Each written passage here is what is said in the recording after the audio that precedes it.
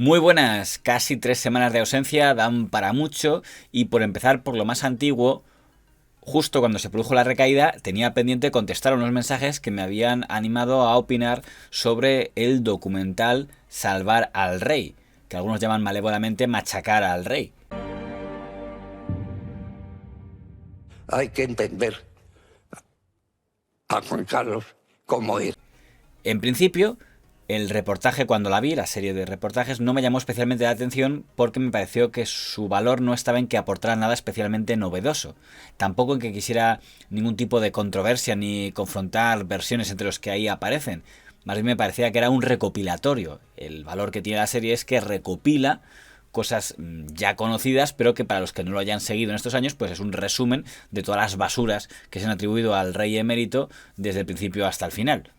Pero sí hay un punto que me interesa comentar, que es el de determinadas figuras de la alineación que han despertado comentarios, porque por ejemplo, en el periódico ABC, doña Rosa Belmonte hacía este comentario sobre el documental. A la vez que se suceden panegíricos de la reina de Inglaterra, aquí tenemos Salvar al Rey, que podría titularse Salvar al Bribón. No queda claro a qué rey se salva. Antonio Montero, uno de los autores de la foto de don Juan Carlos desnudo, agentes del CSID y periodistas villaregiles. ¿Qué demonios puede saber Ana Pardo de Vera? Las intervenciones de Bárbara Rey son las de toda la vida. La del coche, las de tómbola. El chalet de la calle Sextante también se conoce. Y lo de Marta Gallá, Sabino, Conde o Manuel Prado. Habrá quien se lleve las manos a la cabeza con las revelaciones, pero son poquitas. De lo que me quedo del comentario que hacía la señora Belmonte es principalmente el término de periodistas villaregianos. Y es cierto que la mayor parte de comentaristas que aparecen en el documental, que son periodistas, algunos de ellos son especialmente conocidos por su vinculación con el comisario Villarejo. Los servicios secretos españoles le hicieron una operación secreta en Mónaco, contratando a unos mercenarios para robarle lo que creía el director del CNI, que era la documentación que ella poseía y que podía poner en peligro la estabilidad y la imagen del rey. En primera instancia destaca el papel de don Manuel Cerdán, que es el jefe de investigación del digital OK Diario, el digital que dirige don Eduardo Inda, y es uno de los que más aparece en el documental. Don Manuel Cerdán es probablemente uno de los periodistas de investigación más importantes en la historia del periodismo de este país. Él fue el que sacó el caso de las escuchas del CSID, que acabó con la carrera política del entonces vicepresidente socialista don Narcís Serra. Y seguramente una de sus fuentes en aquella historia fue el comisario Villarejo. A que a partir del 95, cuando yo denuncio que se está pinchando el teléfono de todo, entre ellos del rey, se produce la hecatombe, Narcís Serra tiene que dimitir. Hemos explicado a los miembros de la Comisión de Secretos Oficiales hipótesis de trabajo de quien lleva la investigación sobre todo lo ocurrido. En el año 95 escribe una carta al Ministerio del Interior donde habla de sus periodistas infiltrados, que tenía periodistas infiltrados que eran Manuel Cerdán y Antonio Rubio. En sede judicial. O por poner un caso más reciente, también fue don Manuel Cerdán el que sacó las imágenes que acabaron del todo con la carrera política de la que fuera presidenta de la Comunidad de Madrid, doña Cristina Cifuentes. Y seguramente alguna fuente de cloaca podía estar por ahí. Campaña que ya dura bastante tiempo, una campaña que dejó de ser política para convertirse en personal. Tanto don Manuel Cerdán como OK Diario han echado bastantes capotes al comisario Villarejo, especialmente durante su guerra con el comisario Martín Blas, el de Asuntos Internos, en lo que se llamó la Guerra de los Comisarios, cuando OK Diario y el señor Cerdán se dedicaron a atacar al comisario Martín Blas. ¿Hubiera acabado don Juan Carlos en prisión si no hubiera sido inviolable? Otro de los periodistas con una presencia bastante importante en el documental es don Esteban Urreiztieta, que es el jefe de investigación del diario El Mundo, y que también ha sido acusado de ser una de las terminales mediáticas del comisario Villarejo. En esa red de influencias está claro que hay muchos periodistas que trabajan con él. ¿Por ejemplo? Hombre, yo creo que los más claros, y prefiero de verdad no dar más nombres, son Inda y Urreiztieta. Es Esteban Urreiztieta el que junto a don Eduardo Inda, porque hacían ticket, hacían tándem, saca la famosa cuenta supuesta en Andorra del alcalde de Barcelona, el señor don Xavier Trias, que nunca se pudo probar. En nuestras conclusiones, que podía haber una organización criminal en la que participaban el director adjunto operativo, el comisario Villarejo, el inspector jefe Fuentegago, los periodistas Eduardo Inda y Esteban Irrucieta.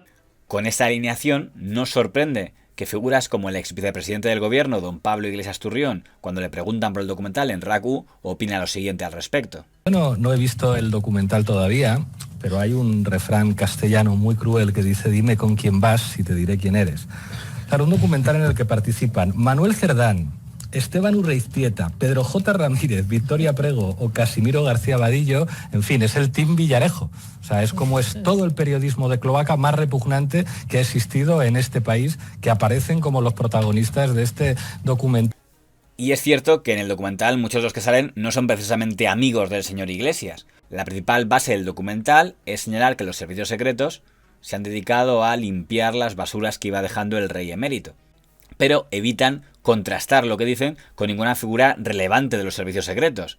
El señor Manglano ya está fallecido, pero hay muchos altos directivos del CSIC y el CNI que siguen vivos, como puede ser el señor Dezcayar, como puede ser el señor San Roldán, o como puede ser el señor don Alberto Saiz, que de hecho han concedido entrevistas en otros medios, pero que extrañamente no han sido contrastados en un documental que en teoría va sobre ellos. Y en cambio aparece en nombre de los servicios secretos una figura como el señor Camacho. ¿El rey estuvo implicado en el 23F? Totalmente. El rey, digamos, es el motor del golpe. Señor Camacho, y que es básicamente conocido por colaborar en medios con una línea editorial bastante clara, porque lo hemos visto en tertulias de radio con figuras de la Falange o con el señor Inestrillas, o siendo columnista de Digitales con una línea editorial muy determinada, compartiendo firma con figuras como don Eduardo García Serrano. El señor Camacho tiene una demanda presentada por don Pablo Iglesias porque un artículo en el Correo de España en el que decía que don Pablo Iglesias y don Juan Carlos Monedero recibían pasta que venía del narcotráfico venezolano. Otra figura que sale es don Julio Merino, que era el periodista más amigo del coronel golpista don Antonio Tejero. De hecho, en el periódico que dirigía el señor Merino es donde se publicaban los artículos de Tejero culpando al rey de los muertos de ETA ya a finales de los 70. Si un documental se apoya en gran medida en las impresiones de los que ahí salen, quizás sería útil que se aclarara desde qué posiciones están las personas que hacen públicas esas impresiones. Figuras que jamás se habrían atrevido a hacer la más mínima crítica a Juan Carlos I, ahora formen parte, vamos, que se dan empujones para darle una patada cuando ya está en el suelo y cuando ya es un zombi. Esa afirmación del señor ex vicepresidente del gobierno parece difícilmente rebatible, porque muchos de los que salen por ahí machacando al rey no se han caracterizado por una gran valentía con respecto al rey cuando tenía poder y cuando estaba a lo alto y era un intocable. Don Jaime Peñafiel publica un libro en el año 2008 en el que recogía una información del señor García Abad en la que hablaba de las amantes del rey emérito. Libro que salió a las librerías firmado por Jaime Peñafiel. Pero, oh sorpresa, cuando le preguntaban en Telecinco, oye, ¿tú has escrito que el rey tiene amantes? Oh, no, yo solo recojo lo que dicen otros, pero yo en el fondo no es cosa mía, no. Digamos que no fue la mejor muestra de valentía que el señor Peñafiel podía haber apuntado. En este libro que efectivamente dices claramente quién dice cada cosa, Antonio Bouza, el amigo, pero tú le estás dando la importancia, te lo has creído, no lo has contrastado lo que dice este señor. ¿Quién? Tú. Hombre, ¿cómo? Tú has hablado con la señora esta que dicen que fue amante durante 18 años o no sé cuántos años. Esta señora que se dice el nombre y el apellido. Yo he recogido de personas que me merecen. Pero... Mira, soy un amigo del rey, que ha publicado un libro. En esta editorial concretamente. Sí, además, lo sé, además en este año pasado. ¿Y qué ha pasado sin pena ni gloria? ¿Y qué es amigo del rey? ¿Y qué es amigo? Además, ¿tú das por hecho que eso es cierto? Hombre, ¿lo ha desmentido la casa? Pues yo creo, no te quejes si se arma un gran alboroto. Pero bueno, pero no me atribuyen a mí lo que yo no he dicho. Pero no sé, nadie te lo atribuye, pero está en tu libro, firmado por ti. Sí. Tú recoges lo que dicen otros. Entrecomillado, como todo. Sí, bueno, pero sí, lo das, claro, por supuesto. Pero lo recoges puesto que te parece muy interesante. Es que lo es. Ah, pues entonces, es que lo es. Pues asúmelo, amigo. Pero yo que está aquí recogido. Pero yo no voy a asumir lo que no es mío. Pero tú lo publicas en tu libro, que firmas tú y te crees eso. Vamos a ver, ves que no soy inteligente. Nos está un poco sorprendiendo tu actitud hoy, Jaime. Ahora que, como bien dice el señor ex vicepresidente, el rey emérito está acabado, es interesante ver la valentía que hay ahora para machacarle cuando ya está caído. ¿Puede ir a la cárcel el rey? Debería.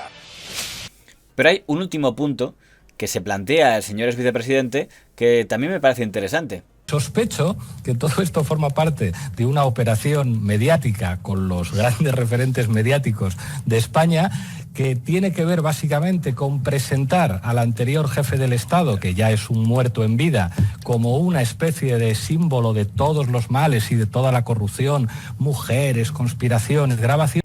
Lo que viene a decir el señor Iglesias es que a lo mejor el documental forma parte de una campaña, de una operación de la propia Casa Real para salvar al actual jefe de Estado, al rey Felipe, a base de machacar a su antecesor, es decir, su padre. Es una opinión, es una especulación si se quiere, pero si fuera así, y no creo que yo sea precisamente un enemigo de la institución monárquica, pero si todo esto de salvar al rey fuera de verdad una operación permitida, apoyada, respaldada por el entorno del actual rey para salvar al hijo a base de machacar al padre, solo nos confirmaría que los asesores del actual monarca son igual de malos que los de su padre. Y que se cumple una vez más el dicho de la historia de España de que los que más daño y los que más destrozan las monarquías son los propios monárquicos. Es un insulto a la inteligencia.